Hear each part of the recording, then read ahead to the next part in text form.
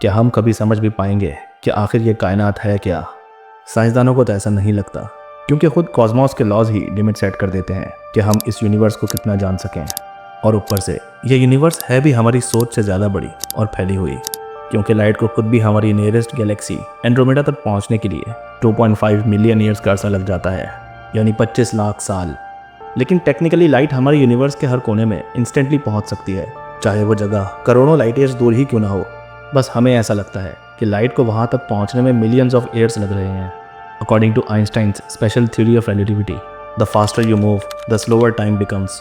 क्योंकि कोई भी ऑब्जेक्ट अगर स्पीड ऑफ लाइट से सफ़र करने लगे तो उसके लिए टाइम रुक जाएगा। लेकिन यहाँ है असली ट्विस्ट, लाइट तो खुद स्पीड ऑफ लाइट से ट्रैवल करती है, जो इस कायनात की सबसे तेज़ स्पीड है। तो इसका मतलब ये हुआ कि फोटॉन्स खुद इस कायनात के हर कोने में इंस्टेंटली पहुंच सकते हैं, यानी आपके पलक झपकने के 1000वें हिस्से से भी पहले, क्योंकि फोटॉन्स के लिए पास्ट, प्रेजेंट और फ्यूचर एग्जिस्ट ही नहीं करते।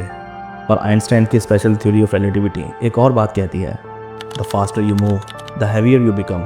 तो जैसे ही कोई भी ऑब्जेक्ट स्पीड ऑफ लाइट को अप्रोच करने लगेगा, उसका मास इन्फिनिट हो जाएगा, और ये फिजिक्स के लॉस के खिलाफ है।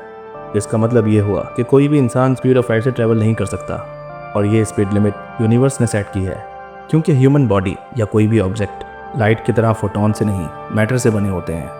लेकिन एक इंसान थे जिन्होंने स्पीड ऑफ लाइट से ट्रैवल किया था और इस पूरी कायनात का सफ़र किया था, और उसकी भी एक लॉजिकल रीज़न है।